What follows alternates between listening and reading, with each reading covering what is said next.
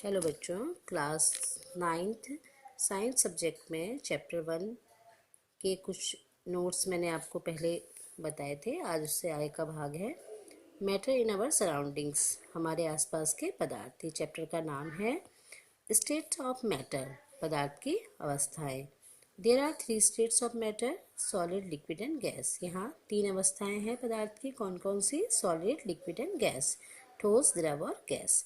तो first solid के कुछ गुण हैं, उसको देख लेते हैं। ठोस के क्या क्या चीज़ें होती हैं, किन आधार पर हम ठोस को पहचानते हैं कि यह सॉलिड है।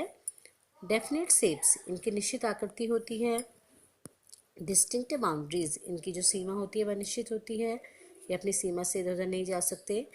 रिजिड, यानी कि इसमें कठोरता का गुण होता है। इनकम्प्रेसिबल, यह इनमें दबाव नहीं होता है, हम इसको कंप्रेस नहीं कर सकते, दबा नहीं सकते हैं। डेफिनेट वॉल्यूम्स, इनकी जो आयतन होता है इनका निश्चित होता है। सेकेंड है आपका liquid. No definite shapes, liquid का कोई शेप निश्चित नहीं होता, क्योंकि आप जिस बर्तन में भी इसको डालेंगे वह उसी का ही शेप ले लेता है।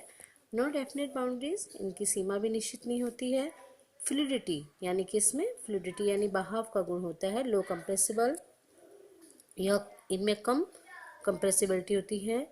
डेफिनेट वॉल्यूम्स, इनका जो आयतन होता है वह निश्चित होता है। उसके बाद थर्ड है आपका gas. No definite shapes, gas की कोई डेफिनेट शेप नहीं होती है।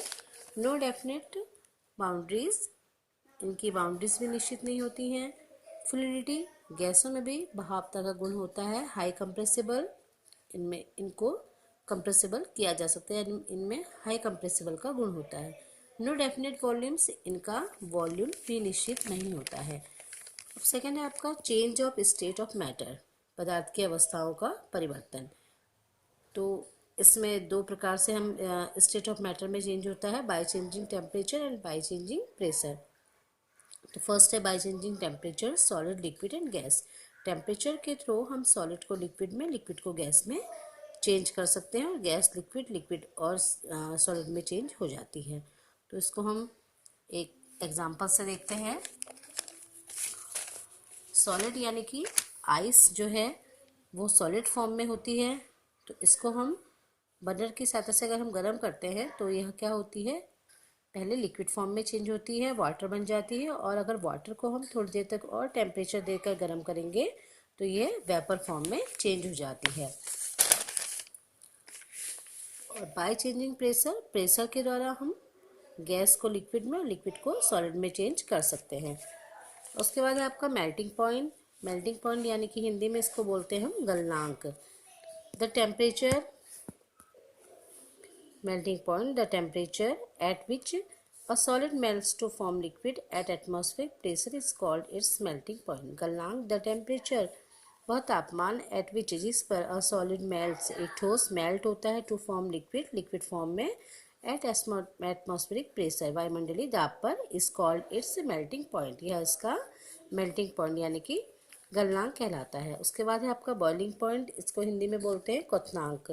The temperature at which a liquid, वह ताप जिस पर एक द्रव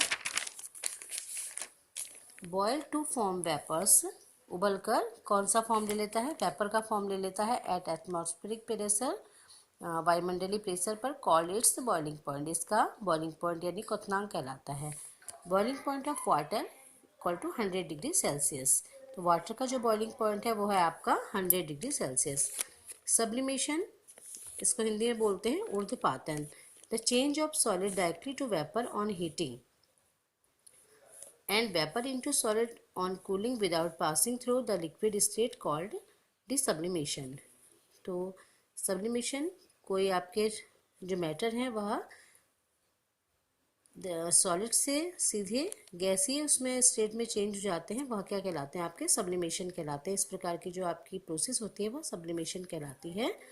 तो और ठंडा करने पर इन्हें without passing through the liquid state, यह बिना लिक्विड स्टेट में आए ही सीधे ठोस में चेंज हो जाते हैं, तो कॉल्ड डिसब्लिमेशन, निक्षेपण कहलाते हैं।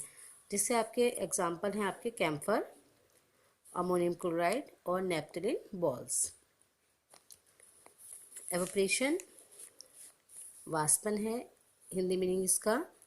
It is the surface phenomenon in which liquid change, यह एक सतही प्रक्रिया है इन विच लिक्विड चेंज, जिसमें द्रव बदल जाता है इनटू वेपर्स वाष्प में, एट एनी टेम्परेचर बिलो, किसी भी ताप पर, बिलो इट्स बॉइलिंग पॉइंट, इसके बॉइलिंग पॉइंट से नीचे ताप होने पर, इज कॉल्ड एवोपरेशन, यह क्या कहलाता है आपका एवोपरेशन यानी कि वाष्पन कहलाता है। अब जो हमारा वाष्पन है इसको कुछ फैक्टर्स इफेक्ट करते हैं। फैक्टर्स अफेक्टिंग एवोपरेशन, एवोपरेशन की जो रेट होती है इन पर डिपेंड होती है। Expose surface area, surface area जहाँ पर ज़्यादा होगा वहाँ पर एवोपरेशन की रेट भी ज़्यादा होगी।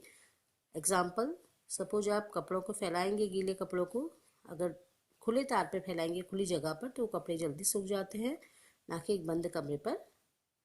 कपड़ों को एक साथ, गीले कपड़ों को एक साथ रखेंगे तो वो जल्दी नहीं सूखेंगे, बल्कि अगर आप तार में फैलाएंगे तो उनका जो सरफेस एरिया है वो बढ़ जाएगा, तो उससे एवोपरेशन की रेट भी आपकी बढ़ेगी और कपड़े जल्दी सूख जाएंगे।